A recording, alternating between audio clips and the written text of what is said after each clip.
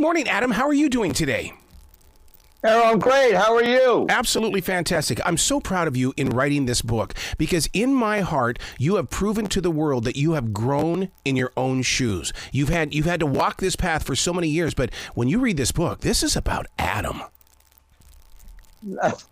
Well, I appreciate that so much. I mean, I had plenty of opportunity for personal growth, and the number one factor that gave me that opportunity was none other than my father, Leonard Nimoy. Yeah.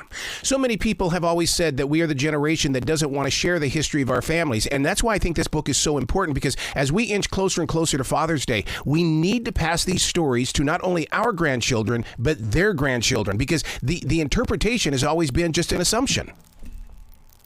Well, yeah, I think it's important to pass this story along because it's a success story of what was a very difficult relationship that turned into a very close and loving relationship the last years of my father's life. I think, many families suffer from some sort of dysfunction, and repairing those relationships and passing that down for future generations. That is the purpose of the book, The Most Human. One of the things that you talk about in this, and you're very transparent with it, is the things that we kind of gather along the way that is, becomes a part of our life because it was part of our father's life. And that's one of the things that you deal with in this is that, to get over the addiction. And I've always believed creativity is the addiction. Do you think your father got it from that as well? Or is it just that there was something there that was planted in you? Well, no, I mean, my father was a workaholic, that's for sure. Yep.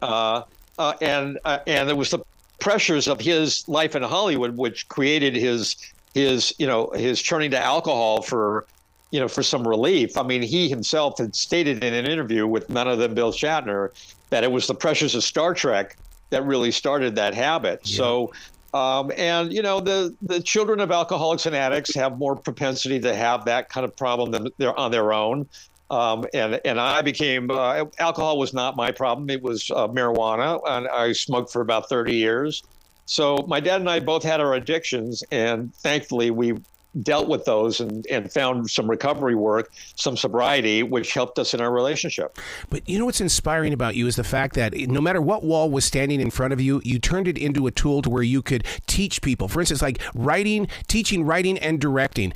As that instructor, how do you deal with people that already think that they're a star, but you're the one that's holding those answers that could help them out?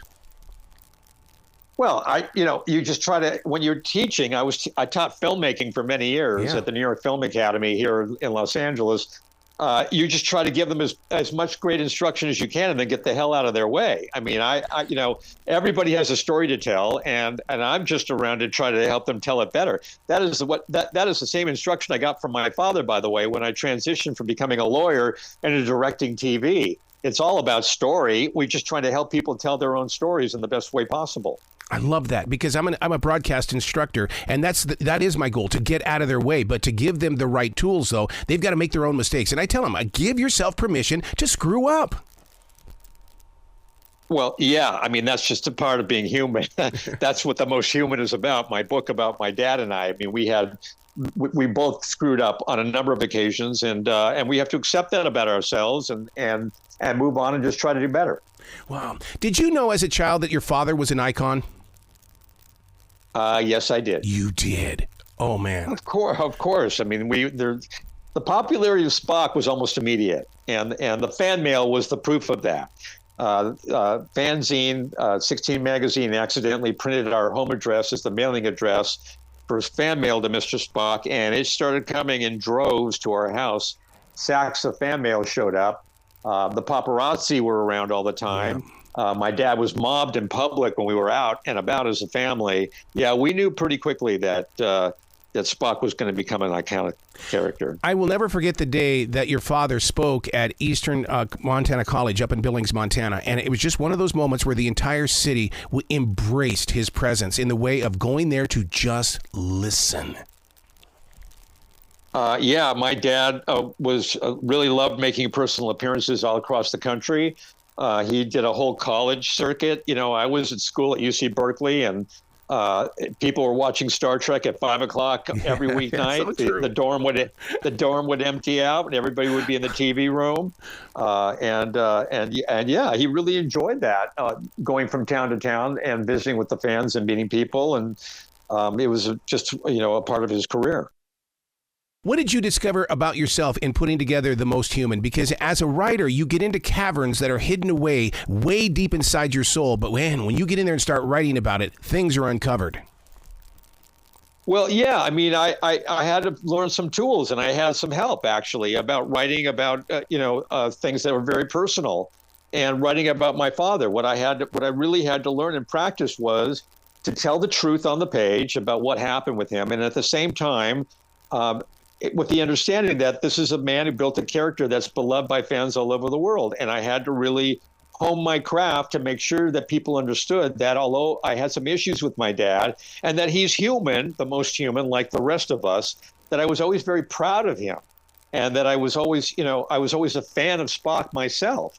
And I had to be very careful about the way I portrayed our story. It is not a tell-all. Yeah. It is not mommy dearest. My intention was not to air a bunch of dirty laundry. It was to really show the journey that my father and I were on in a very, in as even-handed way as possible. It's a very fine dance to talk about family dynamics and problems, and at the same time show complete reverence and understanding for where my dad was coming from. See, and you're very clear with that, with the fact that, you had those troubles, and there are so many of us that, we wanted to make friends with our father, but things were so broken apart. I mean, with my own stepfather, I mean, it was so difficult to have a relationship with him because he was in World War II, and I like a book like this because you have and had something that I wish I could have had, but at least growing forward, I can have something.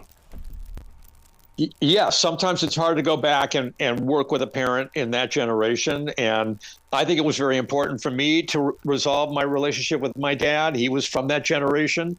But it also had a great effect on me with my own kids. I didn't want to make the same mistakes my dad made, and I made my own mistakes anyway. But also when I reconciled with my dad, it brought along my children to reconcile with my dad. They had also a very close and loving relationship with one another in the last years of my father's life. So it's really important to try to mend these relationships, work on these relationships, reconnect with family members, because it just works that way down the line. It's just better for everybody. Are you aware of grumpy old man syndrome, and what are you doing to make sure that you don't walk that path?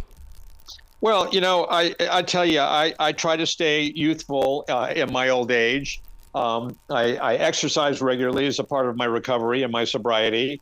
And I'm a big lover of rock and roll. I was just my son Jonah plays in a punk band called The Offspring. I adore them. His mother and I were there celebrating them last Saturday night at the Honda Theater in Anaheim. Music keeps me young. Staying connected to my kids keeps me young. Staying active in my lifestyle to try to maintain some physical fitness in my life, and all these things, and staying in recovery and going to meetings and staying sober. All these things I work on to try to keep some, youthful vigor in my life. Wow. I love where your heart is. Adam, you got to come back to this show anytime in the future. The door is always going to be open for you. Thank you, Roland. Thank you so much. Live long and prosper. Well, you be brilliant today. Okay, sir? You as well.